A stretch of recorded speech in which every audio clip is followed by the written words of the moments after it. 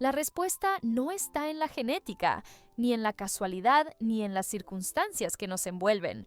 El secreto está en ti, en las acciones que practicas como madre o padre cada día. Durante mi carrera como psiquiatra y después de trabajar con muchas familias, he detectado 7 acciones específicas que marcan la diferencia entre criar niños débiles y criar niños con solidez mental. Buenos días, soy Marian Rojas Estapé y hoy quiero mostrarte algo que puede transformar por completo el porvenir de tus hijos. ¿Te has preguntado alguna vez por qué algunos niños parecen tener una fuerza mental increíble mientras otros se derrumban ante la menor dificultad? ¿Por qué hay niños que enfrentan los desafíos con valentía y otros que huyen ante el primer obstáculo? Debo alertarte de algo. Lo que voy a compartir hoy va a desafiar muchas creencias que tienes sobre criar a los hijos. Aprenderás que algunas acciones que crees que están protegiendo a tus niños en realidad los están volviendo más frágiles y entenderás que desarrollar fuerza mental en un niño no tiene nada que ver con ser duro o frío, sino exactamente lo contrario. Si te quedas conmigo hasta el final de este contenido, no solo descubrirás estos 7 comportamientos transformadores, sino que también obtendrás las herramientas específicas para aplicarlos desde mañana mismo. Porque como siempre digo, el conocimiento sin acción no sirve de nada y la acción sin conocimiento puede ser peligrosa. La primera acción que marca la diferencia entre un padre que cría hijos fuertes y uno que no lo hace es algo que parece contradictorio, pero que tiene una base neurobiológica perfecta. Validar las emociones de tus niños sin sobreprotegerlos ante las consecuencias naturales de la vida. Déjame explicarte qué ocurre en el cerebro de tu niño cuando siente emociones fuertes. Cuando un niño experimenta tristeza, frustración, miedo o enojo, su sistema límbico, esa parte primitiva del cerebro que maneja las emociones, se activa intensamente. En ese momento, la amígdala está enviando señales de alarma por todo el sistema nervioso. Aquí, como padres, tenemos 2 opciones. La primera, que es la más instintiva y automática, es correr a rescatar a nuestro niño de esa emoción incómoda. Todo está perfecto, mi amor. No llores. Déjame que mamá lo arregle. No hay motivo para enojarse. Esta respuesta, aunque nace del amor más sincero, envía un mensaje peligroso al cerebro del niño. Las emociones difíciles son malas. No puedes manejarlas tú solo y siempre habrá alguien que vendrá a rescatarte. La segunda opción, que es la que diferencia a los padres que crían niños mentalmente fuertes, es validar la emoción, permitiendo que el niño la procese. Veo que estás muy enojado porque tu hermana agarró tu juguete. Entiendo que estás triste porque tu amigo no quiso jugar contigo. Es normal que sientas miedo ante esta situación nueva. ¿Qué cambio genera esto a nivel cerebral? Cuando validamos sin rescatar, estamos ayudando a que la corteza prefrontal del niño, esa parte del cerebro responsable de la regulación emocional y la toma de decisiones, se fortalezca. Es como si estuvieras ejercitando ese músculo mental. Te doy un ejemplo real. Tu niño de 8 años vuelve llorando porque en el colegio un compañero le dijo algo hiriente. El impulso automático es decirle que no le haga caso. Él no sabe lo que dice. O peor aún, mañana voy a hablar con su madre. Un padre que cría niños mentalmente fuertes diría: veo que esas palabras te han dolido mucho. Es normal sentirse así cuando alguien nos dice algo hiriente. Dime, ¿cómo crees que podrías manejar esta situación si volviera a pasar? La diferencia es enorme. En el primer caso, le estás enseñando que las emociones son enemigas que hay que evitar y que siempre habrá alguien externo que solucionará sus problemas. En el segundo caso, le estás enseñando que las emociones son información valiosa y que él tiene recursos internos para manejarlas. Pero atención, validar no significa permitir comportamientos inadecuados. Si tu niño está enojado y decide golpear a su hermano, validas la emoción, pero pones límites claros a la conducta. Entiendo que estés enojado. Ese sentimiento es válido, pero golpear no está permitido. Busquemos una forma más adecuada de expresar tu enojo. La neurociencia nos muestra algo fascinante. Cuando un niño aprende a nombrar y validar sus emociones, la activación de la amígdala disminuye y se fortalecen las conexiones con la corteza prefrontal.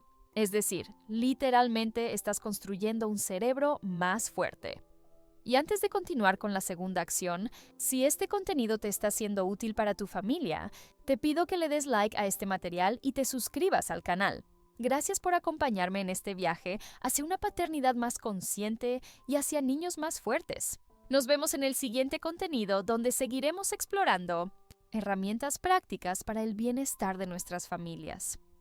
cada like me indica que este mensaje está llegando a padres que realmente quieren criar hijos más fuertes y tu suscripción me permite seguir investigando y compartiendo herramientas que pueden transformar la vida de nuestros niños. Además, cuando te suscribes y activas la campanita, te aseguras de no perderte ninguna estrategia que pueda ayudarte en este hermoso pero difícil camino de la paternidad. La segunda acción es una de las más poderosas, pero también una de las más difíciles de aplicar en nuestra sociedad actual, obsesionada con los resultados y el éxito inmediato.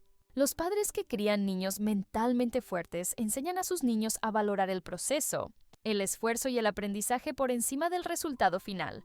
Déjame contarte algo que me impactó profundamente en mi consulta. Hace unos meses llegó una madre con su niña de 12 años. La niña era excelente en los estudios. Siempre había sacado notas sobresalientes, pero ahora se negaba a ir al colegio. El motivo: por primera vez en su vida, había suspendido un examen de matemáticas y su mundo se había derrumbado. Durante la conversación, descubrí que esta madre, con las mejores intenciones, había construido toda la autoestima de su niña sobre los resultados. Eres tan inteligente. Qué orgullosa estoy de tus notas. Eres la mejor de tu clase. Cuando el resultado no llegó, la niña sintió que había perdido todo su valor como persona. ¿Qué está pasando aquí neurológicamente cuando elogiamos únicamente los resultados? Estamos activando el sistema de recompensa del cerebro de manera muy específica. El niño aprende que su valor como persona depende de conseguir ese refuerzo externo. Su cerebro literalmente se vuelve adicto a la aprobación externa y desarrolla lo que llamamos una mentalidad fija. En cambio, cuando elogiamos el esfuerzo, la perseverancia, la estrategia utilizada o la capacidad de aprender de los errores, estamos fortaleciendo las conexiones neurales relacionadas con la resistencia y lo que Carol Dweck llama mentalidad de crecimiento. Te doy ejemplos concretos de cómo hacer este cambio. En lugar de decir eres muy inteligente cuando tu niño saca una buena nota, intenta con veo que te esforzaste mucho estudiando y eso ha dado sus frutos. En lugar de eres el mejor jugador del equipo, intenta con me encanta ver cómo has mejorado tu técnica con tanto entrenamiento. Pero aquí viene la parte más difícil para muchos padres. También debemos cambiar nuestro lenguaje cuando las cosas no salen bien. Cuando tu niño suspende un examen, en lugar de consolarlo diciendo no pasa nada, tú eres muy inteligente, intenta con veamos qué estrategias de estudio podemos mejorar para la próxima vez. Uno de los momentos más poderosos que puedes crear como padre es ayudar a tu niño a encontrar el aprendizaje en cada error. Cuando mi hijo menor tenía 10 años y perdió una competencia de natación en la que había puesto muchas esperanzas, en lugar de consolarlo con frases vacías, nos sentamos esa noche a analizar qué había aprendido de la experiencia. Me contó que había descubierto que se ponía muy nervioso antes de las competencias y que eso afectaba su rendimiento. Juntos desarrollamos estrategias de respiración y visualización. 6 meses después, no solo mejoró en natación, sino que había aprendido técnicas de manejo de la ansiedad que le sirvieron para toda la vida. La neuroplasticidad cerebral es extraordinaria en los niños. Cada vez que enfrentamos una dificultad como una oportunidad de aprendizaje en lugar de un fracaso, estamos literalmente reconfigurando su cerebro para la resistencia. Pero cuidado con un error común. Esto no significa que no podamos celebrar los logros. Por supuesto que podemos estar orgullosos cuando nuestros niños alcanzan sus metas. La clave está en cómo lo hacemos. Celebramos el camino recorrido, el esfuerzo invertido, las habilidades desarrolladas, no solo el trofeo. Por fin, la tercera acción que diferencia a los padres que crían niños mentalmente fuertes es quizás la más contraintuitiva de todas. Permitir que sus niños experimenten frustración y enseñarles técnicas específicas para manejarla. En nuestra sociedad actual, la frustración se ha convertido en el enemigo número 1 de la infancia. Los padres corremos a eliminar cualquier obstáculo que pueda causar malestar a nuestros niños. Si el rompecabezas es difícil, se lo resolvemos. Si el videojuego es complicado, se lo pasamos. Si la tarea del colegio le cuesta, se la hacemos nosotros. Pero aquí está el problema. La frustración no es el enemigo, es el entrenador personal de la fortaleza mental. Cada vez que privamos a nuestros niños de la oportunidad de experimentar y superar la frustración, les estamos quitando la posibilidad de desarrollar uno de los músculos mentales más importantes, la tolerancia a la incomodidad. Déjame aclararte qué sucede en el cerebro cuando experimentamos desilusión Cuando nos afrontamos a un impedimento que no podemos resolver inmediatamente, se activa una red neuronal compleja que incluye la corteza prefrontal, el giro cingulado anterior y varias regiones del sistema límbico. Esta activación, aunque desagradable, es absolutamente necesaria para el desarrollo de la persistencia y la creatividad. Los estudios de neuroimagen nos muestran algo increíble. Los niños que han aprendido a tolerar la desilusión desarrollan una corteza prefrontal más robusta, mejor conectada y más eficaz. Es similar a si cada vivencia de desilusión bien manejada fuera una sesión de entrenamiento para el cerebro, pero aquí reside la clave. Permitir desilusión no implica abandonar a nuestros pequeños a su suerte. Los progenitores que forman niños psicológicamente resistentes actúan como entrenadores emocionales, no como solucionadores de conflictos. Te voy a narrar una historia que me compartió una mamá en práctica. Su pequeño de 7 años estaba intentando edificar una torre muy alta con bloques de construcción. Una y otra ocasión, la torre se caía y el niño se desilusionaba más. El instinto de la mamá era asistirle o sugerirle que edificara algo más simple, pero recordó nuestra conversación previa y decidió probar un enfoque distinto. Se sentó cerca de él y le expresó: «Observo que la torre se sigue cayendo y eso te está desilusionando». La desilusión es esa sensación desagradable que aparece cuando algo no nos sale como deseamos, ¿verdad? El niño asintió. ¿Sabes qué? La desilusión es como un entrenador muy estricto. Aparece para mostrarnos algo. ¿Qué piensas que te está intentando mostrar ahora? El niño se quedó reflexionando y después de unos instantes expresó: «Quizás que necesito realizar la base más ancha». La mamá reconoció su reflexión. ¡Qué observación tan inteligente! ¿Quieres probar esa estrategia? Lo que sucedió después fue mágico. No solamente edificó la torre más alta que había realizado nunca, sino que había aprendido algo mucho más valioso, que la desilusión contiene datos útiles, y que él poseía las capacidades internas para procesarla y actuar en consecuencia. Pero mostrar a manejar la desilusión requiere técnicas específicas. Una de las más potentes es la técnica de la pausa respiratoria. Cuando observes que tu pequeño se está desilusionando, muéstrale a parar, respirar profundamente 3 ocasiones y preguntarse: ¿qué me está intentando mostrar esta circunstancia? Otra técnica fundamental es el reencuadre. En vez de observar la desilusión como una adversaria, muestra a tu pequeño a verla como datos valiosos. Mi desilusión me indica que este conflicto es relevante para mí y que necesito pensar en nuevas estrategias. También es crucial mostrar la distinción entre desilusión productiva y desilusión destructiva. La desilusión es productiva cuando nos impulsa a buscar nuevas soluciones, a esforzarnos más o a solicitar ayuda de manera apropiada. Es destructiva cuando nos conduce a rendirnos, a explotar emocionalmente o a culpar a otros. Un ejercicio que recomiendo mucho a los progenitores es generar instantes de desilusión controlada. Propon a tu pequeño retos que sabes que le van a costar, pero que están dentro de sus habilidades si se esfuerza y persevera. Puede ser un rompecabezas un poco más complicado de lo habitual, una receta de cocina con varios pasos o incluso un videojuego educativo desafiante. Lo relevante es estar presente como coach emocional durante estos instantes, no para resolver el conflicto por él, sino para asistirle a procesar los sentimientos que surgen y a desarrollar estrategias de afrontamiento. El cuarto comportamiento es fundamental, pero a menudo mal interpretado. Promover la autonomía progresiva de nuestros pequeños sin abandonarlos emocionalmente.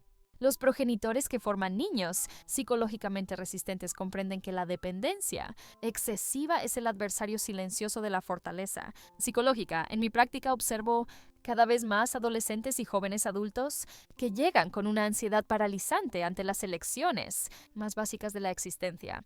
¿Por qué? Porque durante años sus progenitores, con todo el cariño del universo, han tomado todas las elecciones por ellos. Cuando un menor nunca tiene la oportunidad de elegir, de equivocarse y de aprender de sus fallos, su cerebro no desarrolla las redes neurales necesarias para la toma de elecciones autónoma. Es similar a si tuvieras un músculo que nunca empleas. Se atrofia. La neurociencia nos muestra que la corteza prefrontal, encargada de la toma de elecciones, la planificación y el control ejecutivo, se fortalece precisamente cuando la empleamos para resolver conflictos y tomar elecciones apropiadas para nuestra edad. Pero aquí reside el arte. La autonomía debe ser progresiva y apropiada para el desarrollo. Un menor de 3 años puede elegir entre dos alternativas de desayuno, pero no puede determinar si va o no a la escuela. Un adolescente de 15 años puede manejar su horario de estudio, pero quizás aún no esté preparado para determinar sobre ciertos aspectos de su vida social sin orientación. Te presento un caso concreto que cambió la vida de una familia que vino a mi práctica. Tenían un pequeño de 10 años que era destacado, pero no era capaz de organizarse básicamente. Cada mañana era un drama. La mamá tenía que recordarle todo, desde lavarse los dientes hasta preparar la mochila del colegio. Implementamos lo que denominamos autonomía con andamiaje. Generamos un mecanismo donde el niño poseía la responsabilidad de prepararse para la escuela, pero con un soporte inicial que se iba retirando gradualmente. La primera semana la mamá le asistió a generar una lista de verificación visual con todas las tareas matutinas. La segunda semana él se encargaba de seguir la lista, pero ella le recordaba mirarla. La tercera semana él era completamente responsable de seguir su rutina y ella solo intervenía si él le solicitaba ayuda. El resultado: en un mes no solamente se había vuelto autónomo en su rutina matutina, sino que había desarrollado una sensación de competencia y orgullo que se trasladó a otras zonas de su existencia. La clave reside en identificar qué elecciones y responsabilidades son apropiadas para cada edad y temperamento. Un menor introvertido quizás necesite más tiempo para desarrollar autonomía social, mientras que un menor más impulsivo necesite más estructura en la toma de elecciones. Uno de los fallos más comunes es confundir autonomía con abandono. Promover la autonomía no implica dejar a nuestros pequeños que se las arreglen solos emocionalmente. Implica estar disponibles como consultores y apoyo emocional mientras ellos practican ser los protagonistas de sus propias existencias. Por caso, si tu pequeño adolescente tiene un conflicto con un compañero, en vez de llamar tú a los progenitores del compañero o decirle exactamente qué debe realizar, puedes decirle: observo que esta circunstancia te preocupa. ¿Has pensado en qué alternativas posees? Estoy aquí para escucharte y asistirte a pensar en las consecuencias de cada alternativa, pero al final la elección es tuya. Otra técnica potente es lo que denomino elecciones de bajo riesgo. Constantemente busca oportunidades para que tu pequeño tome elecciones que tengan consecuencias naturales, pero no graves. ¿Qué ropa ponerse? ¿Cómo organizar su habitación? ¿Qué actividad extraescolar elegir? ¿Cómo gastar su paga? Cada una de estas elecciones es una oportunidad de fortalecer su músculo de la autonomía y cuando se equivoquen, porque se van a equivocar, no corras a rescatarlos. Asístelos a procesar qué han aprendido de la vivencia. Recuerda que el objetivo no es formar niños que nunca cometan fallos, sino niños que sepan aprender de sus fallos y que tengan confianza en su habilidad para tomar elecciones y afrontar las consecuencias. El quinto comportamiento es uno de los más desafiantes para numerosos progenitores en nuestra época. Establecer límites definidos y consistentes mientras mantienes una conexión emocional sólida con tus pequeños. Los progenitores que forman niños psicológicamente resistentes comprenden que los límites no son muros que separan, sino estructuras que otorgan seguridad y libertad para crecer. He notado en mi práctica profesional dos comportamientos extremos que resultan dañinos. Algunos padres mezclan el cariño con dejar hacer todo y no establecen normas porque temen perder el afecto de sus hijos. Otros padres imponen reglas usando el temor, las advertencias o mostrando distancia afectiva. La ciencia del cerebro revela algo realmente interesante sobre las normas. El cerebro infantil requiere literalmente organización para crecer de forma sana. Cuando un niño crece en un ambiente con reglas definidas y constantes, su sistema nervioso se tranquiliza, permitiendo que la parte frontal del cerebro madure correctamente. Pero aquí viene lo importante. Las normas que funcionan no se dictan desde un poder ciego, sino que se crean desde el cariño y se aclaran con razones adecuadas a la edad del niño. Voy a relatarte el caso de una madre que llegó a mi consulta totalmente exhausta. Su niña de 8 años había asumido el mando del hogar. Elegía qué se preparaba para cenar, a qué hora irse a la cama, qué contenido veían en la televisión. La madre me comentaba: no deseo ser como mi papá, que era muy dominante. Deseo que mi niña se sienta libre y querida. Le expliqué algo que transformó completamente su forma de ver las cosas. Los niños no entienden la falta de normas como cariño, la entienden como falta de atención. Cuando no estableces reglas, tu niña recibe la señal de que no te preocupa lo bastante como para cuidarla y orientarla. Pusimos en práctica lo que denomino el método FIRM, fair, que significa justo, immediate, que es inmediato, related, que significa relacionado, y maintainable, que es mantenible. Fair quiere decir que la norma debe ser adecuada para la edad y el contexto. No puedes exigirle a un niño de 4 años que permanezca inmóvil durante 2 horas, pero sí puedes exigirle que no golpee a su hermano. Immediate quiere decir que las respuestas deben ponerse en práctica lo más próximo posible al instante en que se rompe la norma. El cerebro de los niños requiere esta rapidez para formar vínculos neurales claros entre lo que hace y lo que resulta. Related quiere decir que la respuesta debe conectarse lógicamente con el comportamiento. Si tu niño no ordena sus juguetes, la respuesta lógica es que los juguetes no estén accesibles por algún tiempo, no que pierda su postre. Maintainable quiere decir que debes poder mantener la norma que pones. No establezcas respuestas que no podrás cumplir o que afectarán más a toda la familia que al niño. Pero lo más relevante de todo es la forma en que comunicas estas normas. Los padres que forman niños mentalmente resistentes emplean lo que denomino límites conectados. En vez de porque yo lo ordeno, emplean expresiones como: establezco esta norma porque te quiero y deseo que aprendas a cuidarte y cuidar a los demás. Un caso práctico. Tu niño de 10 años desea acostarse 1 hora más tarde en días de escuela. En vez de un rechazo tajante o ceder para eludir problemas, puedes expresar: comprendo que deseas mantenerte despierto más rato y noto que ya has crecido. La norma de las 9:30 está porque tu cerebro requiere reposo para rendir bien el día siguiente. ¿Qué piensas si los viernes puedes estar despierto hasta más entrada la noche? Esta respuesta reconoce su deseo de independencia, aclara el motivo de la norma desde la razón y presenta una opción que respeta tanto sus necesidades como las reglas familiares. Otro elemento fundamental es la coherencia. Los niños requieren conocer qué pueden esperar. Si hoy la norma es una y mañana es diferente, dependiendo de cómo te sientes, estás generando inquietud en lugar de tranquilidad. Pero coherencia no implica inflexibilidad. Existen ocasiones para la adaptación, particularmente cuando tu niño muestra madurez, cuando surgen situaciones excepcionales o cuando comprendes que una norma requiere modificarse conforme va creciendo. Una de las estrategias más efectivas es incluir a los niños en la formación de algunas normas del hogar. Cuando toman parte en fijar las reglas, es mucho más probable que las cumplan porque sienten que fueron escuchados y que son parte del proceso. El sexto, comportamiento que distingue a los padres que forman niños mentalmente resistentes, es transmitir capacidades concretas de solución de problemas en lugar de solucionar los problemas por ellos. Este comportamiento es fundamental porque en la etapa adulta la habilidad de afrontar y solucionar retos de forma autónoma será uno de los indicadores más relevantes de salud mental y logro. En mi consulta observo continuamente jóvenes adultos, inteligentes que vienen con inquietud severa, no porque les falte inteligencia o medios externos, sino porque jamás construyeron la certeza en su propia habilidad para solucionar problemas. Sus padres, con la mejor voluntad, les solucionaron tantos problemas durante la niñez que alcanzaron la etapa adulta sin haber construido este músculo mental básico. La capacidad del cerebro de cambiar nos muestra que el cerebro se refuerza practicando. Cada ocasión que un niño afronta un problema, examina alternativas, elige una opción y vive las respuestas. Está literalmente formando y reforzando las redes neurales encargadas del pensamiento analítico y la solución de conflictos. Los padres que forman niños mentalmente resistentes funcionan como guías de solución de problemas, no como quienes solucionan problemas. La distinción es sutil pero transformadora.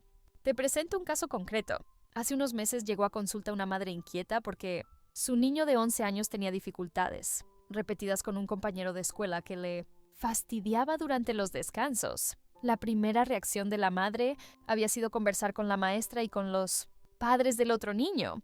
Pero tras nuestra conversación, optó por probar una táctica diferente. En vez de solucionar el problema por él, se reunió con su niño y le expresó: noto que esta circunstancia con tu compañero te está perturbando mucho. Me parece que tienes un problema que requiere solución. ¿Qué alternativas crees que tienes? Al comienzo el niño contestó con la típica: no sé, tú indícame qué debo hacer. Pero la madre insistió: yo tengo confianza en que tú puedes pensar en algunas alternativas. Toma tu tiempo. Tras pensar, el niño sugirió 3 alternativas. No hacer caso al compañero, conversar con la maestra él mismo o intentar conversar directamente con el compañero. La madre no calificó las alternativas como correctas o incorrectas, sino que le asistió a pensar en las posibles respuestas de cada una. Si optas por no hacerle caso, ¿qué crees que podría ocurrir? Si conversas con la maestra, ¿cómo podría responder ella? Si conversas directamente con él, ¿qué podrías expresarle? Al final, el niño optó por conversar primero con el compañero de forma asertiva, y si eso no resultaba, entonces conversaría con la maestra. El resultado fue que no solo se solucionó el conflicto, sino que el niño construyó certeza en su habilidad para manejar circunstancias complicadas. Pero transmitir solución de problemas requiere un sistema. Asiste a tu niño a definir claramente cuál es el problema. Muchas ocasiones los niños se sienten saturados porque perciben la circunstancia como un desorden general en vez de un problema concreto que se puede tratar. Estimula a tu niño a pensar en todas las alternativas posibles, incluso las que parezcan poco realistas al principio. La meta es expandir su pensamiento innovador. Ayúdale a considerar las posibles respuestas de cada alternativa. ¿Qué podría resultar bien? ¿Qué podría resultar mal?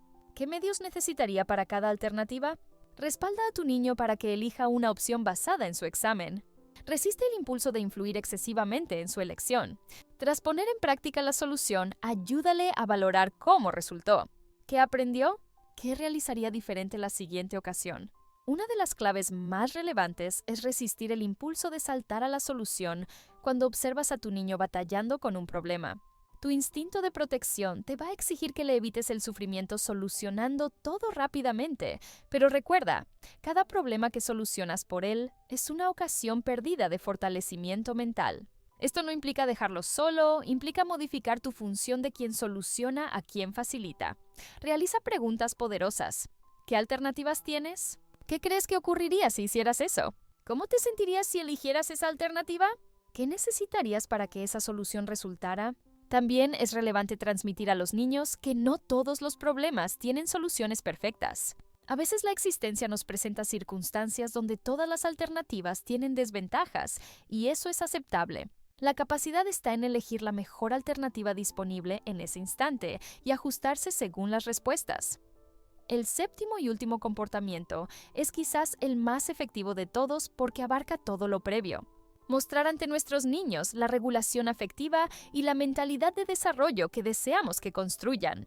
Los niños aprenden mucho más de lo que observan que de lo que escuchan. Y esto tiene una base en la ciencia del cerebro, sólida. Las neuronas espejo descubiertas hace unas décadas nos muestran que el cerebro de los niños está literalmente diseñado para copiar e interiorizar los patrones afectivos y de conducta que observan en sus cuidadores principales. Esto implica que puedes dar a tu niño todos los discursos del mundo sobre cómo manejar la frustración. Pero si él te observa explotar cada ocasión que se te cae algo o te equivocas, su cerebro va a registrar que esa es la manera normal de responder ante las dificultades. En mi práctica clínica he notado que las familias más resilientes no son aquellas donde los padres jamás cometen equivocaciones o jamás se estresan, sino aquellas donde los padres muestran cómo manejar las equivocaciones y el estrés de forma saludable.